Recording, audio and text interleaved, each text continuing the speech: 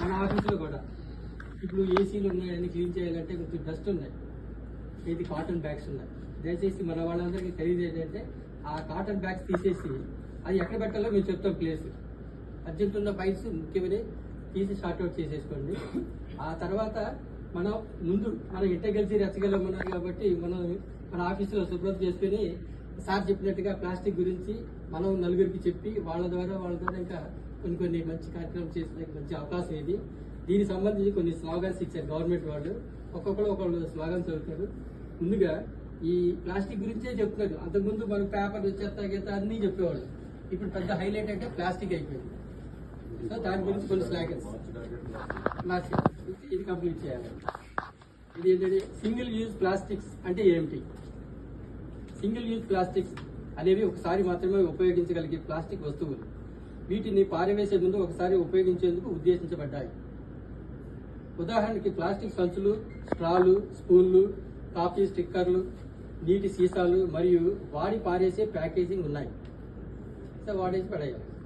తక్కువ ఖర్చు మరియు సౌలభ్యం కొరకు వీటిని విస్తృతంగా ఉపయోగిస్తున్నారు, కానీ తీవ్రమైన పర్యావరణ మరియు ఆరోగ్య ప్రమాదాలు కలిగిస్తున్నారు.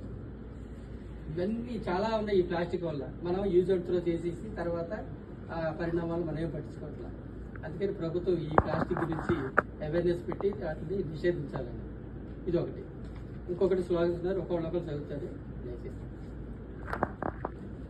సింగిల్ యూజ్ ప్లాస్టిక్ గురించి భయంకరమైన వాస్తవాలు. ప్రతి సంవత్సరం దాదాపు 8 మిలియన్ టన్నుల ప్లాస్టిక్ వ్యర్థాలు సముద్రంలో చేరుతున్నాయి. ఉత్పత్తి చేయబడిన మొత్తం ప్లాస్టిక్లో 50% ఒకసారి మాత్రం ఉపయోగించేందుకు రూపొందించబడింది. ఒక ప్లాస్టిక్ సంచి సగటున 12 నిమిషాలు ఉపయోగించబడుతుంది, కానీ కుళ్ళిపోవడానికి 1000 సంవత్సరాలు పడుతుంది. ప్రపంచవ్యాప్తంగా ప్రతి నిమిషానికి 1 మిలియన్ ప్లాస్టిక్ బాటిళ్లు కొనుగోలు చేయబడుతున్నాయి. 2050 నాటి సముద్రంలో ప్లాస్టిక్ బరువు అన్ని చేపల బరువును మించిపోవచ్చు.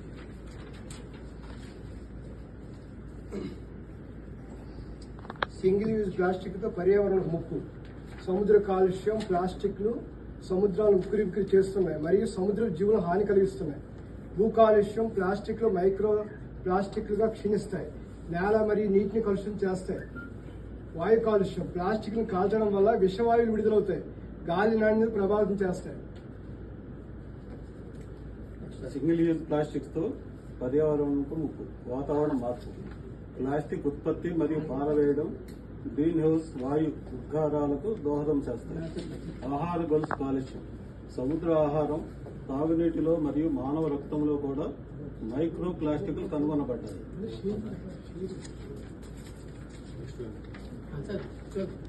ప్లాస్టిక్లు వన్యప్రాణులకు ఎలా హాని కలిగిస్తాయి?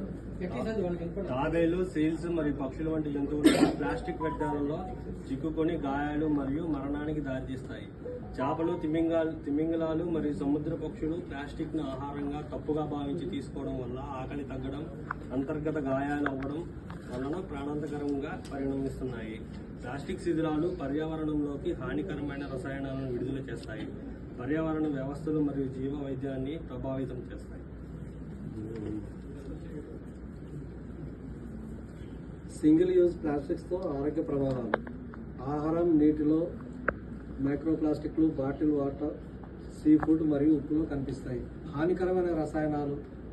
ప్లాస్టిక్లలో BPA మరియు టాయిలెట్ల వంటి విషపూరిత సంకలనాలు ఉంటాయి. ఇవి హార్మోన్ల అసమతుల్యతను మరియు వ్యాధులకు కారణమవుతున్నాయి. గాల్లో మైక్రోప్లాస్టిక్లను పీల్చడం వల్ల ఊపిరితిత్తుల ఆరోగ్యంపై ప్రభావం చూపుతుంది. కొన్ని ప్లాస్టిక్ భాగాలు క్యాన్సర్ కారకాలుగా మారే అవకాశం ఉంది. ఎండోక్రైన్ వ్యవస్థను దెబ్బతీస్తుంది. పునరుత్పత్తి, ఆరోగ్యం మరియు పిల్లల అభివృద్ధిని ప్రభావితం చేస్తుంది.